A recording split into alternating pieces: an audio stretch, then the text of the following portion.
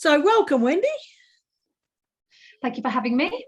Oh, it's my absolute pleasure. Boy, you've got a story and a half. It's unbelievable. It's believable because you're here, but It's a tricky one. Sometimes I don't believe it. I go into denial. Oh, it's amazing. It's your testament though, that there is a way through, and a lot of people give up, which is really sad. And it's nice to see that there are people who have made it through and who can be role models, for other people, to give them hope that there is a good life on the other side of trauma and tragedy, I guess. So, you've you're now a motivational speaker, which I can imagine that you being on stage and you sharing a story would be truly motivating and inspiring for exactly the reasons I've just said.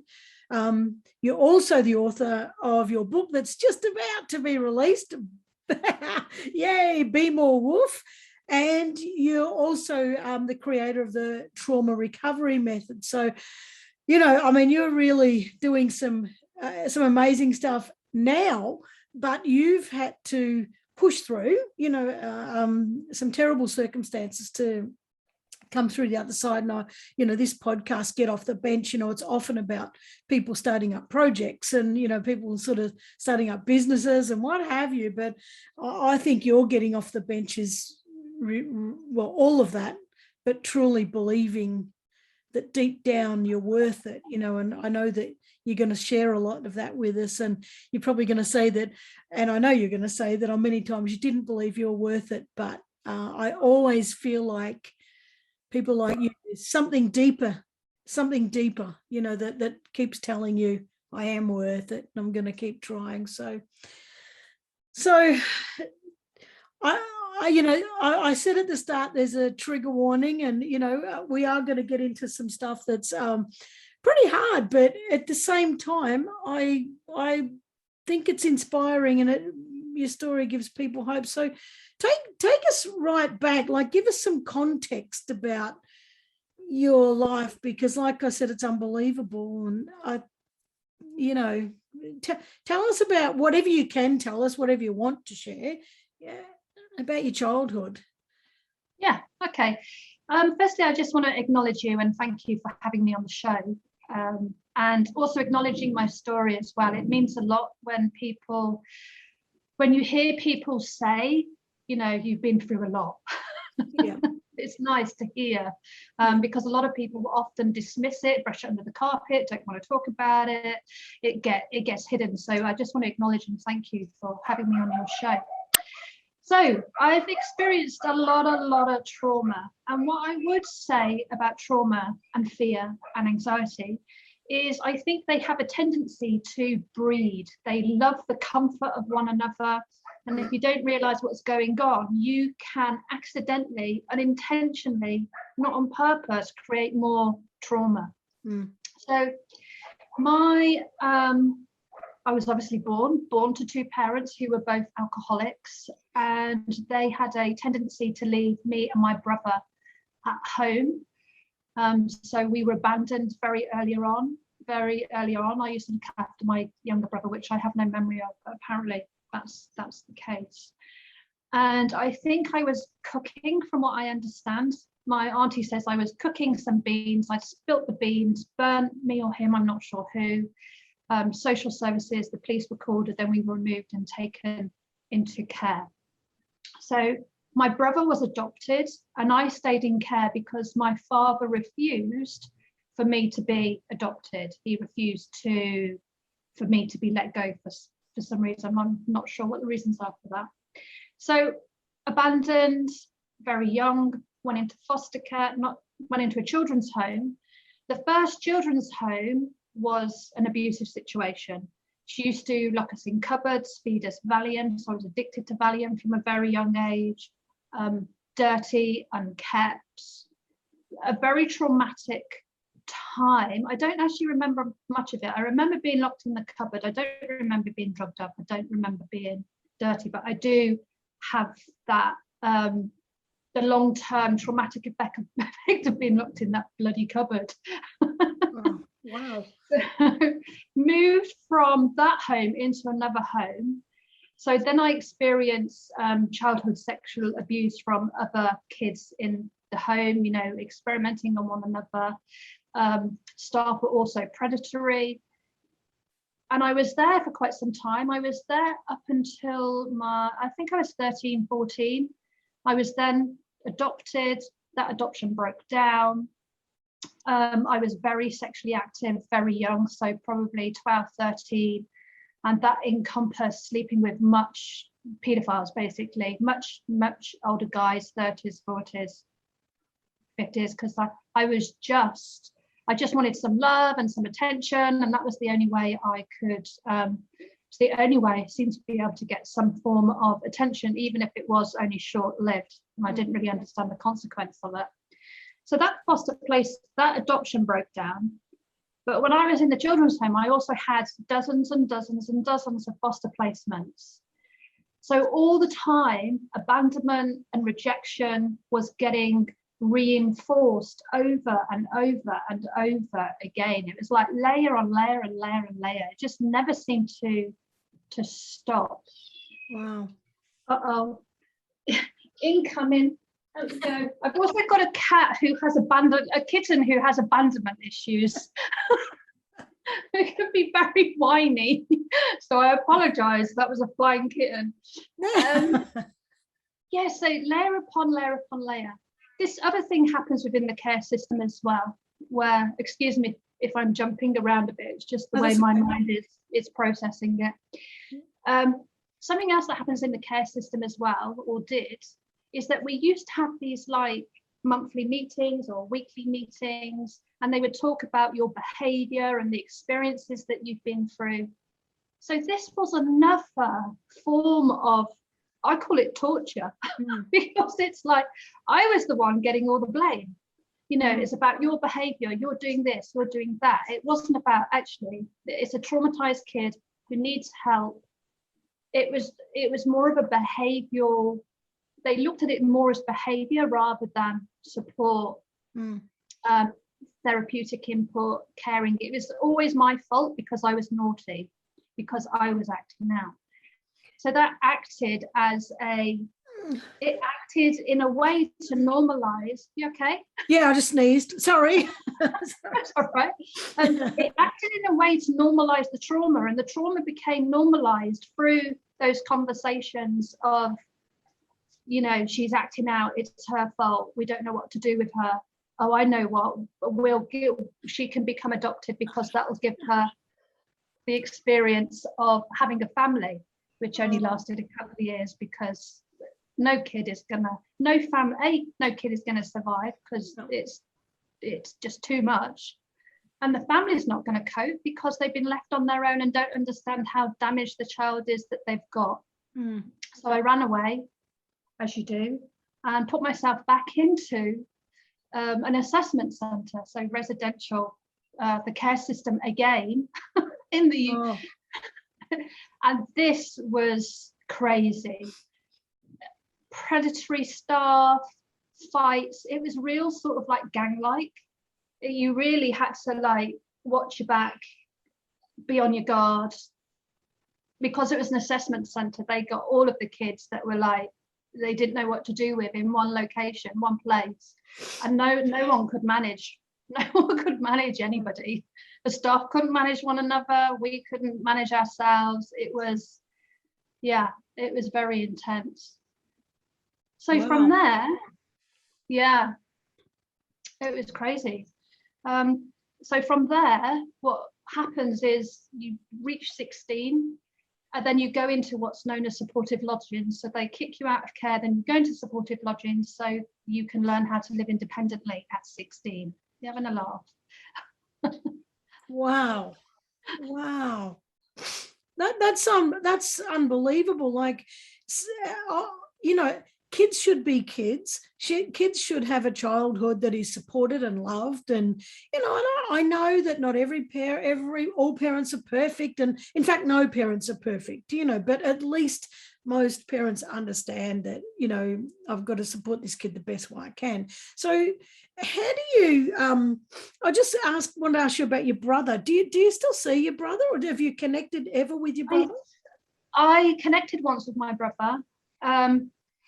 It was a very strange encounter. I had no feelings or emotions, or like, it was a bit of an inconvenience for me at the time. I think it was when I was in one of my first supportive lodging placements. So I would have been about 16 and a half, I think. My auntie tracked him down, and I think he's no longer with us. But I don't know the reasons why. She didn't want to go into the reasons why, which makes me think that it was something a bit not great. So, but he was adopted when he was a baby, and that adoption broke down as well. Wow, despite the fact that he hadn't been through care and all that sort of stuff. Yep. So the trauma was probably already embedded in him in such a, and he was only young. I think you're only two and 4 or something like that. Yeah, so I don't know how old. He would have been about a year younger than me. Yeah. So he would have only been about, I've probably got my ages completely wrong. He might have been about 1.5. Yeah.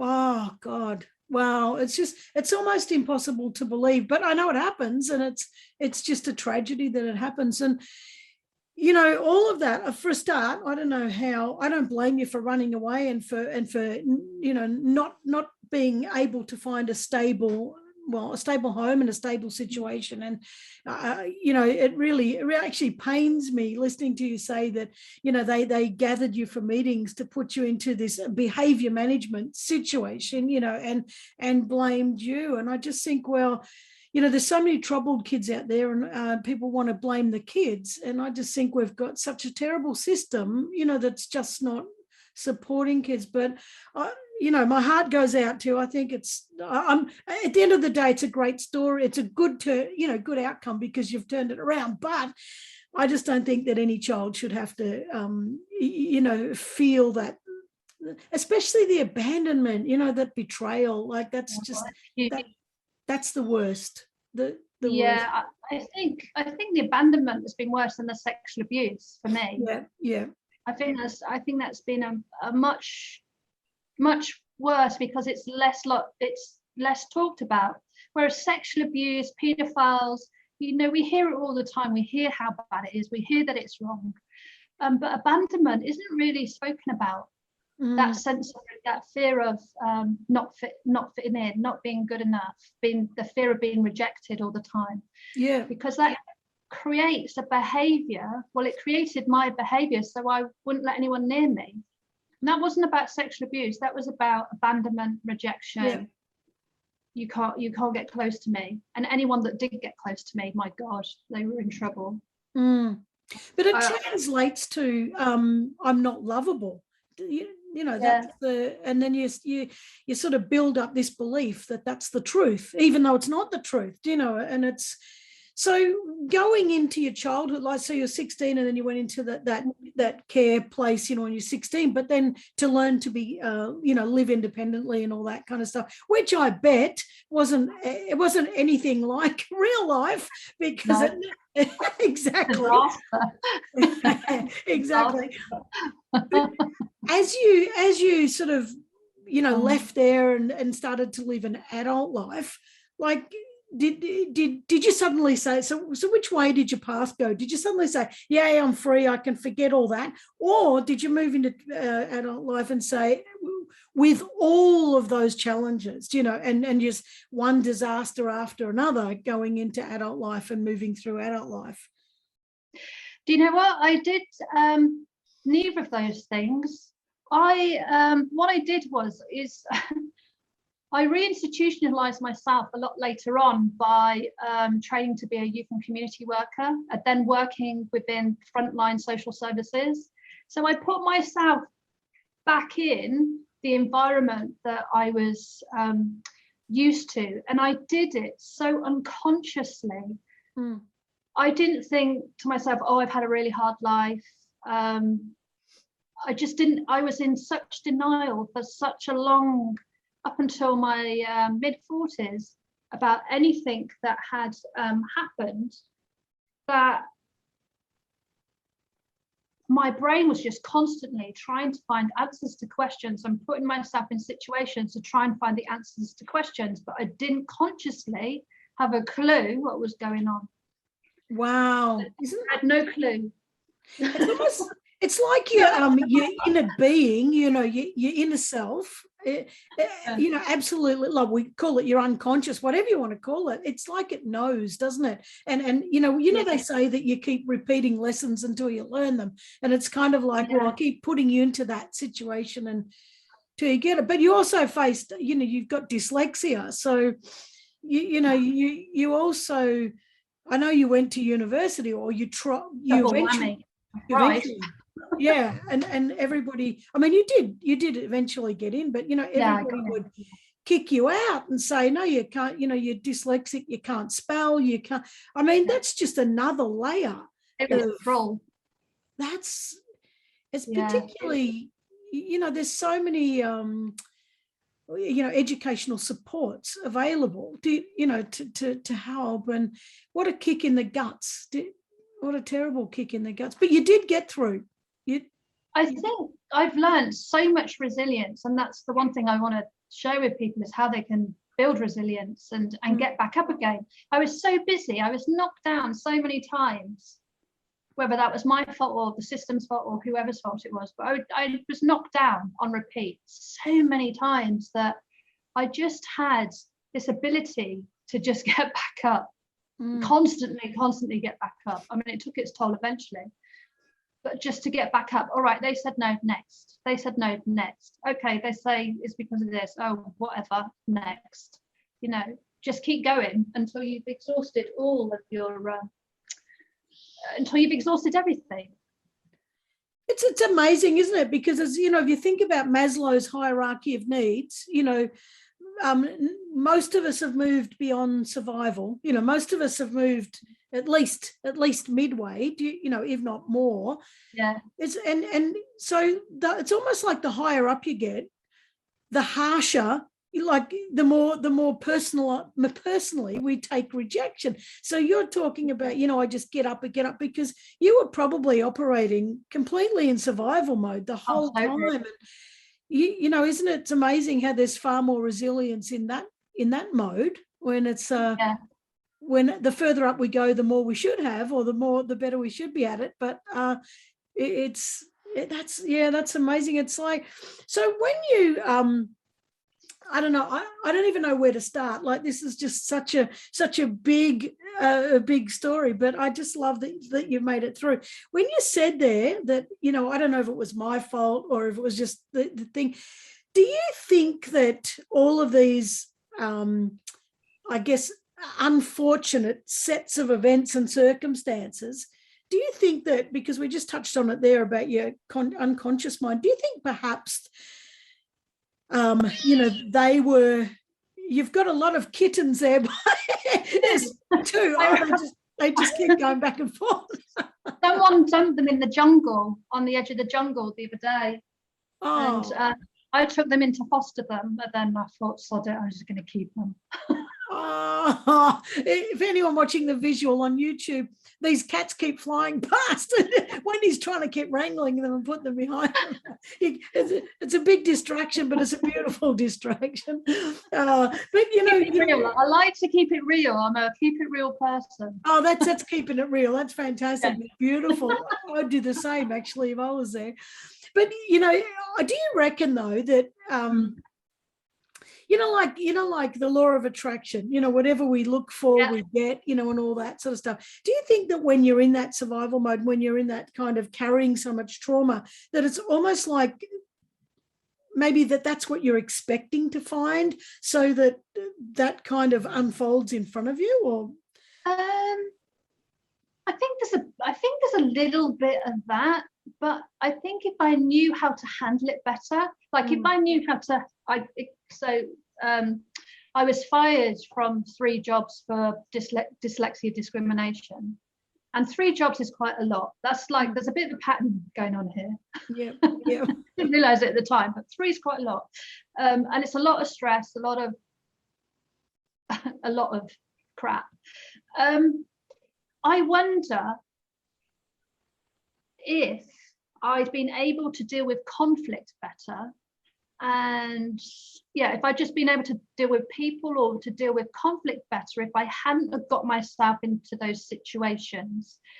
But I don't think that was the law of attraction. I think that was those situations happened and I just didn't know how to deal with them. I didn't know how to deal with that dynamic. So I fought. I would get into a fight. I'm not having this. I mean, don't get me wrong. What they did was wrong and was discriminatory, but there probably could have been a better way that I could have handled it if I was more equipped to deal with conflicts and just the way I process situations with people. So I don't think it was a law of attraction. I think for me, it was more about the way I handled myself in that situation, maybe. Yeah. Yeah. And it's interesting, isn't it? You're almost talking about, EQ and having conflict resolution skills, but that's, that is a form of EQ. And it's funny, perhaps, when you're in survival mode, it's all more street smarts rather than EQ, development of that. And it's funny, isn't it? I mean, I guess we'll never get to the bottom of it. And you could ponder this kind of psychology forever and ever, but it always makes you question, it always makes you wonder. And for me being my type of person, I'm like, I wish I knew why, because then I could help people, but you're already helping people, but you still don't know all the answers, but at least you've worked out, how to share that. But when you were discriminated against for your dyslexia, did you, and it was open, like people were actually saying to you, you're an idiot, you can't spell, and my godfather, you wouldn't get away with that now. Well, you shouldn't get away with that now. Maybe some people still do it, but did you just kind of get to a point, you're in your adult life, you've been through uni, you've had your job, you've been sacked. So did you just get to a point where you felt totally defeated and thought, what's the point? Yeah, the last situation was really, really bad. I mean, they were full on bullies. There's no other way to say it. My bosses were bullies, and they were women as well, which I think maybe that's bad. Yeah, they were vicious, really, really vicious. I mean, I did something that I never thought I would do, which is I actually just walked out. They gave me like half an hour to turn up for a meeting. So half an hour to find someone to go with me, half an hour to go into a meeting. And when I got into the room, there was a massive microphone on the table. So they recorded it. And then there were my two bosses in HR. They were basically telling me how shit I was, how bad I was at my job, that it didn't matter that I was slow. Now, don't get me wrong, I'm not normally slow. I'm on the ball, I'm sharp, I'm quick. I'm quicker than most people. But what happens for me, when I get under extreme stress, I just close down. I can't actually process anything. It won't matter what you give to me. I'm just like, my brain is just shut off. I can't think. I can't do anything. So I was in this state of, I'm overstressed, I can't do anything. And they're going, well, you've got a week to do this, otherwise this is your last chance and you're fired. And I just walked out. I left the meeting, went downstairs, threw up in the toilet. I was just in shock, I think. Grabbed my stuff and I just said, I'm going home, I don't feel very well. And that was it, never went back. And I decided from that point that I'm never, ever going to put myself in that situation again, ever, and work for an organisation. It was horrendous. I love that. I mean, I don't love what they did, but I love that you said then, I decided in that point, that I was never going to do that again. And I think, it's the more people I talk to, when they say that, I decided there and then that I would never, it's kind of like we could have decided that years ago, but it takes something that just goes snap, and it's like this massive, massive punch in the heart that says, and it's almost like, when we started at the very start of this interview talking about maybe deep down you actually felt worthy, even though you didn't feel it. Does that make sense? It's almost like, I'm never going to put up with this again. And it's almost like this, I deserve better. I'm worth more than this. It's, it was just so off the wall. It was just so extreme. I just thought, I just couldn't get my head around some people actually thinking that was okay. Yeah. No, before I said, you said, and they were women, and I went, oh, and most of us have this idea that, women aren't quite as blunt and nasty as men, but that's not actually true. And when women are nasty, by Christ, they're like bloody venom. When they anyway, let's not get into a he said, she said, but anyway, we're gonna get some comments on this. Yeah. I know people know I speak my mind, that's fine. But you talked about, I'm never going to work for an organisation again and all that sort of stuff. I was reading your draft of your book, which is fantastic. By the way, we're going to talk about your book soon, and if anybody gets a hold of it, it's great, but once it comes out, she's nearly there, but it's just going to be fantastic. I keep saying that, though. I keep saying that. It's like Groundhog Day. That always happens near the end. But so you talked in there about not wanting to work for organizations, and yes, you just said that bit about that was sort of got to a point where I said, that's it, I'm not doing it anymore. But you also later realized later on, when you were doing the trauma recovery method, that because you said in there that when you worked for organizations you were quite in a silo of your own, you didn't really get on with a group. Not that you didn't fight with them, but you just felt like you didn't belong. Yeah. Yeah, and then later on you realised that was explain it, because you'll explain it better than me. Yeah, I mean, what I realised was that I experienced abuse in a children's home from other young people in the home, and what was happening was, unconsciously, being in a group situation was re-triggering that trauma. I just didn't know it was happening. So in my behaviour, what I would do is I would, I'd lost my voice. I'd stay back. I'd be the one in the corner of the room. I'd be the one who was a bit of a loner in the group. So I would isolate myself as much as I possibly could, because that triggering was going on. I just wasn't aware of it. Well, and not so much on not such a deep level as you, because that's extreme trauma. Well, I love those cats. Sorry. No. It's I think it's fantastic, but like you being in that sort of situation, and your trigger was massive, like that. That's a real deep-seated horrible trauma trigger, but just in normal life. But there's a lot of us that are in situations, and we suddenly, or maybe not even suddenly, we don't feel comfortable. We know that we don't feel right in that space, and it's obviously triggering stuff that we just don't have conscious access to. We're just getting to that, and it's just amazing how many of us, in fact, I would say all of us, are carrying triggers and are carrying deep-seated beliefs and deep-seated maybe experiences, that we're not even recognizing kind of buggering us up, in our adult life. And I mean, I have no doubt about that. I just did some work last year and worked out that I was carrying a trauma from my mother when she was a teenager, an older teenager, and she'd passed that trauma down to me. When I say trauma, nothing like your trauma. It was just we call it trauma because it's... Here's the thing, let me just say about trauma a second, is that it doesn't matter how traumatic the event is, whether it's where you think it's a small trauma or a big trauma or lots of traumas. The effect of trauma is the same. Oh. So it can do this, if it changes your behaviour, then that's the effect of trauma. So I always think that it doesn't matter how big or how small your trauma is. If it changes your behaviour, takes you off in a different route, then that's trauma in its purest form. So please don't feel that because I've been through so much shit that I've got like the trauma badge of. That's not the case. It's not the case. All trauma is relevant. Yeah.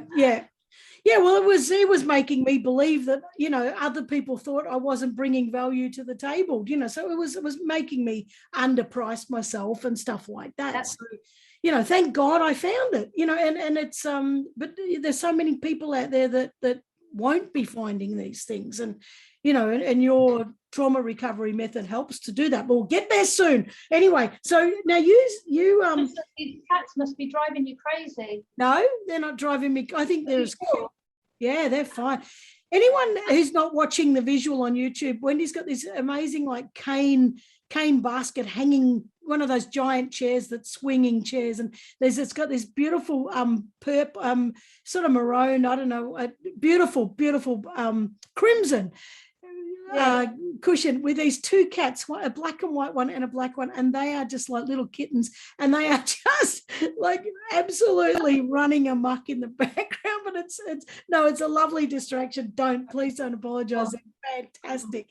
So she rescued them out of the jungle, and they're just beautiful. So you decided, I'm never going to work for another organization again, and you started your own business. And however, and just exactly what I've been talking about then in my own experiences, you know, you had this unconscious belief that you weren't worth it, or that you weren't, you can explain it better than me, but your businesses were not doing well because of this deep-seated, you know, stuff that you had going on. Explain that, because I bet there's a heap of listeners that have been through this or are still going through it. It's really important. Yeah, I mean, it's very similar to what you were just saying, is that you took on that belief that your mother had, and then that has shown up in your business in terms of, you know, you probably undercharge, work too hard, push yourself incredibly hard. And so it was similar for me, apart from the issues were just different. So it showed up for me in the business in terms of the business becoming stagnant, because firstly, I didn't want to be visible. What I did was I sophisticatedly hid behind other people. So I would do things like host big virtual summits and, you know, always put the other person first. So I was always pushing and promoting the other person. And I realized later on that I didn't want to be visible, because the more visible I was, the more abuse, the more hate, the more rejection, the more abandonment. So I hid myself in the business, which actually is a very dangerous thing for an entrepreneur to do in their business, because you are the business. Yeah. So that was the first thing. But also, just as big as that was that because I hadn't learned how to manage money, so I had absolutely no understanding or relationship with money whatsoever, and my self-esteem and self-worth was so low, I didn't believe that I was worth paying for. So that undermined the business yet again, because I undercharged, similar, overworked, pushed myself too hard, beat myself up, started to withdraw. Those beliefs, the belief that I was going to get abused if I was visible, the belief that I was worthless, they filtered themselves into the business, because I am the business and I'm managing the business. So those beliefs rippled throughout the business, which meant that eventually it became stagnant, and I couldn't get any traction because I didn't understand that the beliefs I'd learned were completely destroying the business. I bet there's a lot of people in that situation. Do you really do? Oh, yeah, very common. Visibility, very common. Money, very, very common. And if you put the two together, they're lethal. Absolutely, they'll kill a business. Yeah. Even it could be the best business in the world, but it will kill a business, because those two beliefs drive everything within the business. They're the foundation of the business. What were those two beliefs again? Because I think you cut out right when you said the first one. So visibility was being visible, being highly visible, and really standing for what I believe in. Yep. That the belief that was underneath that was that I was going to be abused, abandoned, rejected. So that was the first one. The second one was about money, my beliefs around money, that I been brought up believing that I was disposable, that I wasn't worth anything. I was, passed around. I hadn't learned the value of myself and the difference between my value of myself and how money works in the real world. So undercharge, over deliver, yeah, a whole host of things, push myself too hard. And I couldn't see at that time what was driving those beliefs. I had no knowledge of what it was that was what was getting in my way. So at what point then did at what point did all this come to light? Like what were you doing? What was the catalyst that suddenly shifted all of this sort of stuff? I think there's been a number of things over the years that I've become more and more conscious of how the brain works. So I've started to, I would journal every day. I'm not a believer of positive affirmations unless they're structured the way I like them structured, of course. But I started to be able to open up my mind to what else was going on around me. I also had a depressive episode, and I started to work with a private psychologist who taught me that I could actually change the way I thought and the way I perceive things. Yeah. Then things really, really I started to not wake up's the wrong word. We use that a lot, don't we? I woke up. I didn't wake up. I just learned how my brain was processing trauma and just how much trauma I'd been through and how that had completely consumed my life. I was just living my life through trauma. My real personality had disappeared. It had been taken over. So I think that was the biggest tipping point for me, with those conversations with him. Because he just gave me some very simple strategies to help me stop thinking what I was thinking. And as soon as I got that was it. I was like, oh, the world is full of colour. It's not right or left, right or wrong. I could come into the middle and see life through colour and be in control of myself rather than letting the trauma completely control how I was living my life. So I think that was the biggest shift, was that depressive episode, and then working with him. Yeah. When you said, you worked with him and then you started to see yourself, like your true self coming, what were you thinking? Well, you must have noticed all these things about, you started liking yourself and started going, oh, that's who Wendy is. Like, what was that? What was that experience like, suddenly liking yourself and seeing who you are? It's a bit weird. I'm still getting used to it. I had to create basically a new character, of a new personality, a new identity of the woman it is that I wanted to be. And that's been it's the reason why I called the book Be More Wolf, was because I'm really attracted to the wolf. I love animals. It could never be a person. I don't like people enough for it to be a person. It could be an animal. So I had to learn very slowly to step into the characteristics of a wolf. So, they look after the pack. They don't hold attachment to failure.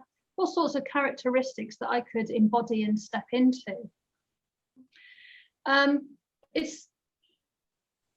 think the biggest thing for me is just that I just feel so much happier. I don't get as stressed as I do. I'm conscious about decisions I make. I'm much more in tune with what I'm thinking and feeling. And if I'm staying true to myself, or has a little bit of trauma snuck back in and has got hold. So I work on it daily, consciously daily, to make sure I don't slip slip back, and that I'm always moving forward. It's very freeing. It's very freeing. It's so much easier. Yeah. It's so much easier, not to carry just that hyper vigilant state of looking for the danger, or I'm not talking to you, or just making it a very small world for yourself. Now the world is it's open. I can do what I want now. Oh, that's fantastic. At what point did you decide to write the book? Like, so you've embodied the wolf, and I love your wolf necklace too, by the way, and it's kind of like, yeah, I'm really out here. And at what point was it that you thought, I could really share this with other people? Yeah. Why not share it with others? Yeah. What happened to make you decide? I never wanted to write a book, ever. I was one of those people that was like, I'm never going to write a book. No, I've never. Some people would say you should write a book. I was like, no, you've got to be joking. No. Dyslexia writing a book is just like, no way. But anyway, I wouldn't know what to write about. So I was like, no. COVID happened, is basically what happened. COVID happened. And I was running the business coaching business. And that was doing well. But I was struggling with pushing the message out that you can earn, 5K a month, 10K a month. It never resonated with me anyway, but I got into eventually doing that. I just couldn't get my head around knowing that people were experiencing so much trauma, so much loss, so much chaos in their lives to be pushing that message. It made me sick to do it. Literally, it really got to me. So I just thought, why don't I bring together the tools and techniques that I've used over the year, put that into a framework and a methodology that people can follow, use my own past experience to bring it together, and write the book to give the process credibility. It's not easy writing a book, is it? It's like, And particularly when it's about yourself and you sort of got all these triggers coming up all the time. Yeah, I haven't done one like that, so it's funny. The first chapter, I know you've read it, and I've had a few people read it, and they've said, Wendy, this is too matter of fact. You need to get into the story, and I'm like, no, I don't. No, but it's really interesting. Like I was riveted. Like I couldn't stop reading. It was like, oh my God, what's next? What's next? Oh my God. Like it's almost like, okay, that's enough for one person to go through, and then it's like there's more, and there's more, and there's more. It's amazing. Well, it's so it's almost out. You've moved to Thailand for a year to write the damn thing, so that you're out of the way of everything else, and but it's soon to. COVID was the thing. COVID, and just being so aware that people were struggling, and knowing that I'd been through so much trauma, and actually how easy it is. I mean, it took me a long time to realize, but how easy it can be to actually bounce back. To bounce back and to create something even better for yourself. Because if it's triggered something, I hate to say it, but it's something that you'll need to look at. Yeah. So tell us then, speaking of that, you also created, the trauma recovery method. So tell us a bit more about that, because that's sort of what you're touching on now, is it, how do we bring that stuff up, and how do we'll bring it to our conscious mind anyway, even though it's painful. Yeah. So tell us more. Well, there's an exercise that I do every day. I'll tell you about that first, because I think that'll be helpful. Yeah. Then I'll just quickly whiz you through the actual trauma recovery process. But it's actually a lot of what we've been talking about already. But the exercise I do every day, and this helps me, first of all, when I first started, to work on what was playing out for me that I was consciously aware of. And then as time went on, what happened was more unconscious things started to rise to the surface because I dealt with the other things that were coming up. So if you do this little exercise every day, it will show you exactly what's coming up, what's getting in your way, what is it that you actually really need to take a look at. So what you want to do is just get a pen and paper, notebook, and write down 3 things that keep you in flow. So what did you enjoy doing? Nice cup of tea, went for a walk. Just, it doesn't matter how big or how small, the size of it is insignificant. It's whatever made you happy. The next thing you want to do is write down 3 things that take you out of flow. So just the opposite, well, someone pissed me off, or oh, I keep saying this thing to myself. Whatever is making you feel crap. Yeah. And then you want to write 3 things down that get in your way. What's happening that's getting in your way? Are you talking to yourself negatively? Is someone getting in your way? Whatever it is that you think is getting in your way. Then you want to write down 3 things for putting your best foot forward. So what could you do to put your best foot forward? Then finally, finish by acknowledging the small or big successes you've had over the day. Doesn't matter how big, it doesn't matter how small, just make a note of whatever those achievements were. Now, the trick here is not to look at this and think, I've got to solve all of this. This isn't what this exercise is. It's just literally to bring your conscious mind to what's happening to your life during the day. Yeah. Then at the end of the week, you look at it and you reflect on it, look at it, then you can start to see patterns that are appearing. Don't worry if it's the same things that you're writing down day in and day out. What we're looking for is a pattern of, you know, what do you enjoy doing, what's getting in your way. There'll be a pattern that emerges in terms of how you're living your life.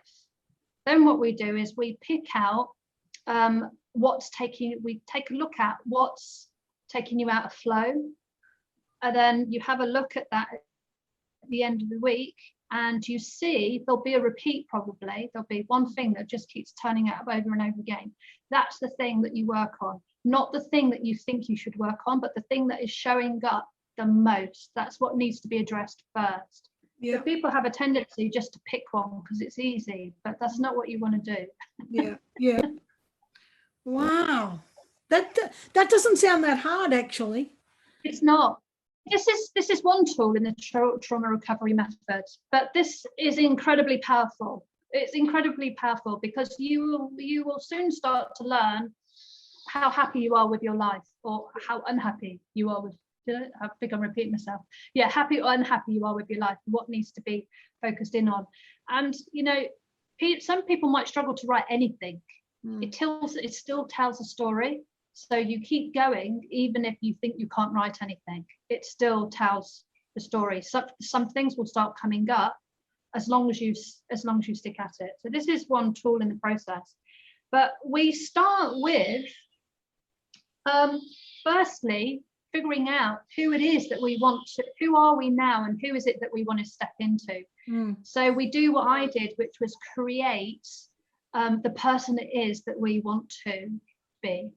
Yeah. So we start to look at what our emotional triggers are, what are we consciously aware of that's triggering us, and what's going to take us off on a completely different direction on a new path. So that's the sort of foundation piece that we work on first. And I just like to do that first because I think it grounds people moving forward, even if they don't necessarily full-heartedly know what the answer is to that question. They will still create a personality that they feel is better than where they are now. So they're moving. The whole thing here is about movement. Just taking action is a big thing.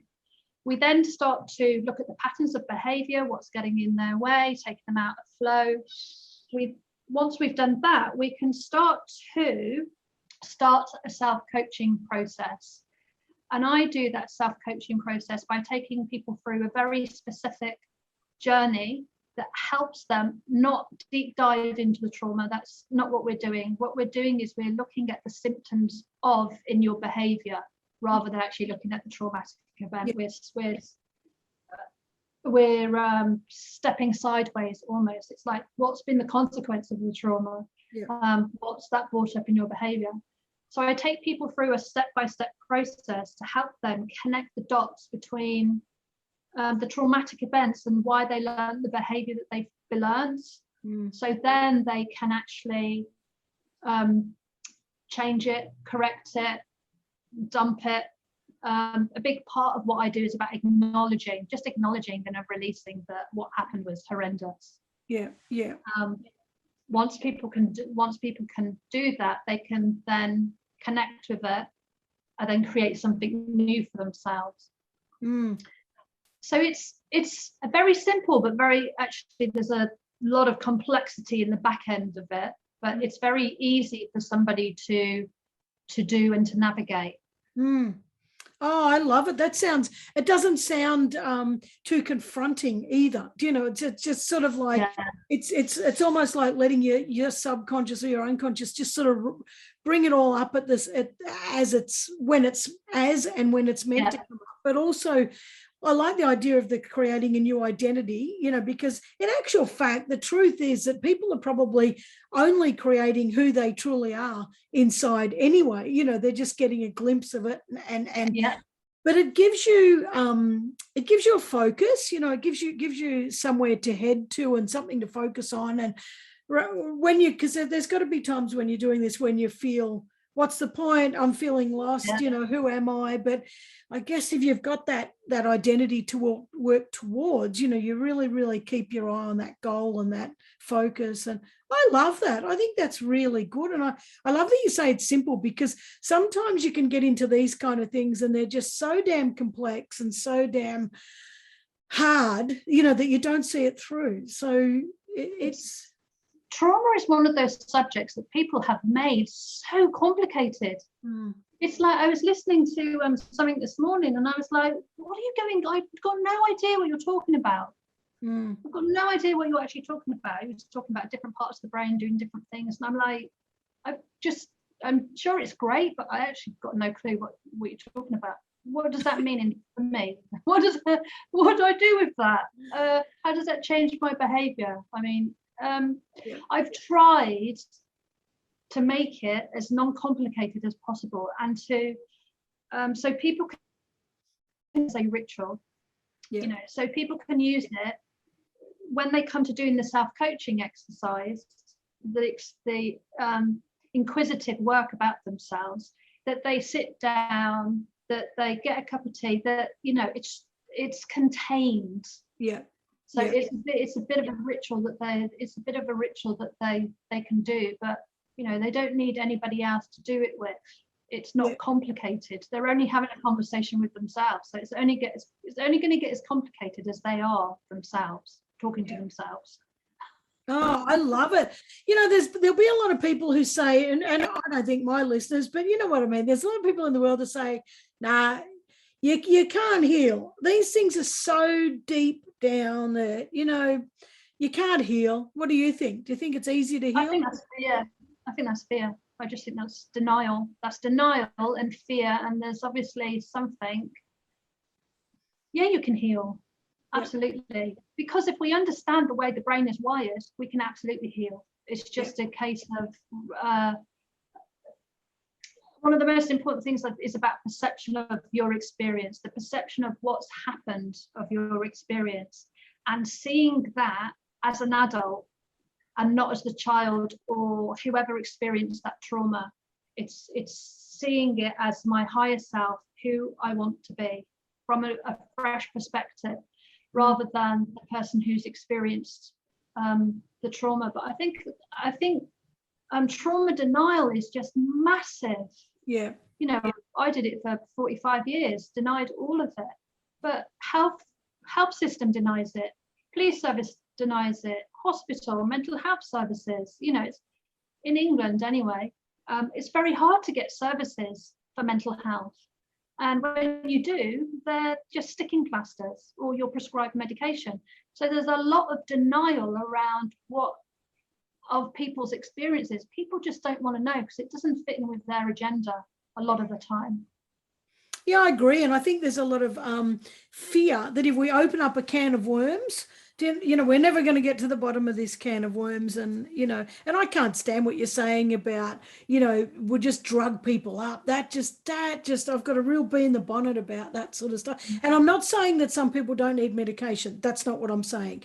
But, the easy answer is I'll just give you drugs and it doesn't go away. All it does is band-aid it and suppress it, and it's I started taking antidepressants 10 years ago, and I have tried several times to come off. I just can't seem to get off them. I've had really bad side effects from trying to withdraw. And I don't want to be on them. I don't actually need to be on them, but my body takes such a violent reaction to the withdrawal process that it's not my brain, it's my body. Yeah, I know. Look, I know we could go right down that whole drug thing and and everything else, but the truth is, if we're able to start to look at what's going on below the surface, and we've got got the courage, I guess, and we've got the support to do it, I think it's a good thing to just start to sift through some of that. So I'm glad you're doing that with people. I think it's bloody wonderful. I have loved this interview. I've absolutely loved it. I've been totally entertained with your cats. It's just been fantastic. Now, the podcast is, of course, Get Off the Bench, to inspire people to take action and usually it's to do their thing, but just in this situation, let's just inspire them to just be themselves. But what advice would you give to people who might be feeling maybe that their past is keeping them in chains, or in a prison and, preventing them from truly living the life they want and deserve? What advice would you give to them? There's an exercise I like to do, and I do actually forget to do it, but it's a very good exercise. And that is about making helpful decisions and unhelpful decisions. Helpful decisions and unhelpful decisions. So you always obviously want to be working towards helpful decisions that are going to move you forward. If you do a list for the day of unhelpful decisions and helpful decisions, and you start to notice that your unhelpful decisions are largely in control of what's happening to you throughout the day, you want to have a look at those and see which ones are within your control to do something about. And then I think start working on those ones that you can get a shift on. So you can start taking some positive action. Because once you start taking very, very small steps, taking some positive action, taking some responsibility and accountability for moving yourself forward, you will be amazed at how quickly you can start turning things around. But it's really important, I think, to start with what's going on in your head. What are you doing that isn't helping you in your current situation? I can't be asked to exercise. That's mine. I can't be asked to exercise. I'll do it tomorrow. It's not a helpful decision. It's not going to help me manage my mental health and well-being. Exercise is quite important for me to do as a routine. And I'm one of those people, if I fall off the wagon, it's like 2 weeks before I pick it back up again. But I will pick it back up because I'm human. But work on what's within your control. Don't let yourself off the hook. You are ultimately responsible for the decisions it is that you are making. Well, I love that, and I think that it's there every time you have a little success, and the successes all build on each other. Truly does change your life. It really, really does. Yeah. I've loved it. Wendy, I've loved this conversation, and I've just, you've made it seem more simple than most people make it sound. No, I'm not saying, it's still a tragedy, it's still trauma, it's still sitting there, it still fucks up people's lives and everything else, but you've given some hope to it. You've shined a light on it. It's kind of like, well, there is hope, and you don't have to be trapped in this prison or this circumstance, you know, and all these things that happen to you for the rest of your life. So, you know, I'm really grateful that you've shared that sort of bright light, well, shone the bright light, you know, on this subject, even though it is a sort of an intense subject, and it can be a very dark subject, but you've really given it some light, and I really applaud that, you know, and appreciate it. So thank you. Now, where can people find you? Yeah, you can. I think one of the best resources I have is the YouTube channel. Yeah. Let me just remind myself of what I've actually called it. If you search trauma, recovery and healing from the inside out, that's where I put my best resources at the moment. Yeah. Or the website consciouscoachingandmentoring.com. Okay. And there's also Facebook, Twitter, Instagram and LinkedIn. And I'll put all of those links in the show notes so that people can connect with you and follow you and, you know, awesome. hopefully join you and all that kind of stuff. So, yeah, this has been absolutely fantastic. And thank you for your time. You're in beautiful Thailand. You're saying that it's hot. You've got a fan on you. You got cats climbing all over you. And you're trying to write a book and I'm interrupting you. So I'm going to let you go. But, you know, Wendy, thank you so very much for your time today. Thank you for having me. Oh, my absolute pleasure. All right, we'll catch you soon. Thank you. See ya. Bye.